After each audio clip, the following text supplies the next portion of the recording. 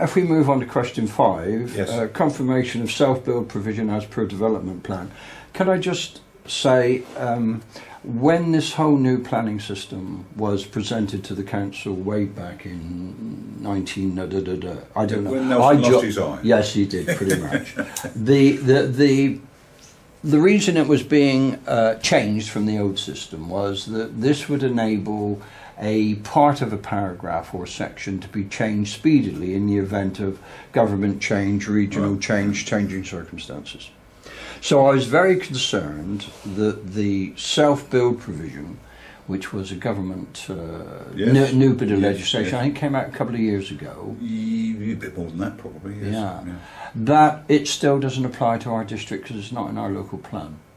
But it is in our local plan. Well, it will be in this one, but the one that we're currently working with. We have actually got a self-build register, which the government requires us to do. It's got 250 houses on it, and should people come through into the planning people here and say, I want to invoke, that part of that, can we talk together how we can do it? So it can be done at the moment. Right. What I've tried to do in this particular plan is to make that very obvious and very much easier to do. Right, so how was the existing local plan adapted or implemented or changed to reflect government guidance on what they wanted to provision for self-build, or isn't it, or is it just an understanding? It is in fact a thing that we haven't changed the local plan. That's what concerns me. We have actually put notes round to say that we now have a self-build register, right? And that's what the government required us to do, right? To tell certainly parish councils and town councils we have a self-build register.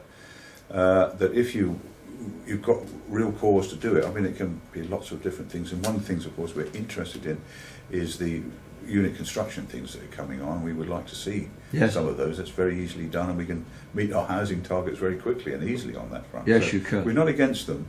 The ratio in here is something like, I can't remember, 5, is it? I can't remember. It's 5 plots per 100 plots for, or on developments above 100. But the point about it is, again, this is flexibility, because if you want more than that, then, and there's a very good case, then let's go for it. Right. The question that I asked on this was, we've got a register, but there isn't any requirement on, say, any big planning application coming before you currently, that they would be providing these 5 plots. You're waiting for this to be approved, for that to be a commitment to the developer. Developers know all well about self-build, and I've talked to people about self-build, developers and things, but as yet we haven't had any come forward. Now, you could say that's because we haven't made a big splash about it and really pushed it and everything else, but but the government, we've set up a register. Developers know about that register, and I have talked to lots of developers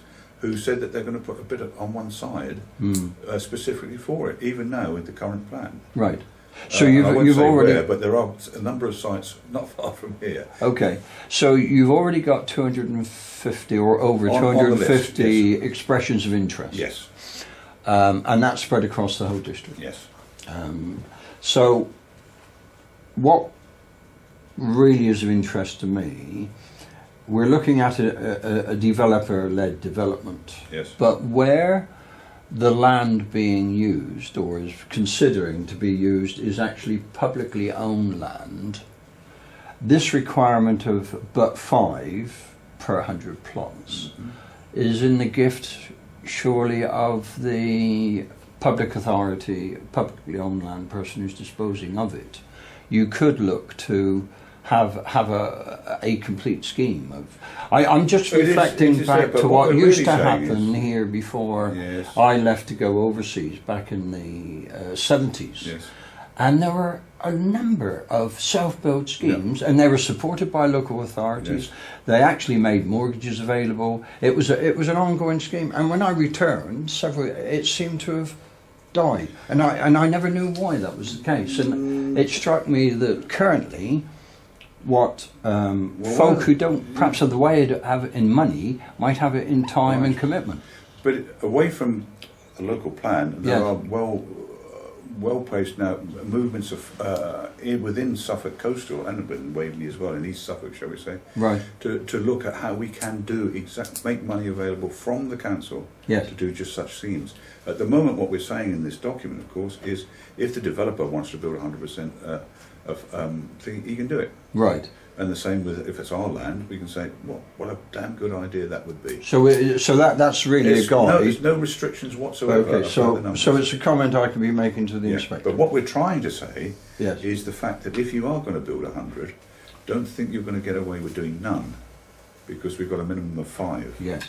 Yeah. So we've plugged that little gap. At least we get some out of it. Right. But I do find developers are quite not keen to do it, but they're amenable. Yes. If that gets them their consent. Well, absolutely, absolutely. But the phrase that stuck in my mind on the whole bit was at the time this self-build bit was going through Parliament, was that it was looked that the sites be shovel ready. Which I think is perhaps a European term, because that's what they do. Yes. So one would assume you put in water, you put in sewerage. So that is all there, and it's a part of a bigger scheme perhaps, and they can, well, piggyback in on the back end of it, can't they? Until of course you work out who's going to fund that. Well, that's the point. And that's my problem. If I remember correctly, if I'm in Germany or Holland, yes, I can see who funds it. Well, they do it. As a matter of course. Yeah. But I mean, our self-build proportion in this country is abysmal. It is appallingly awful. Minuscule. Yeah, it is. It's awful. Yeah. Okay, now.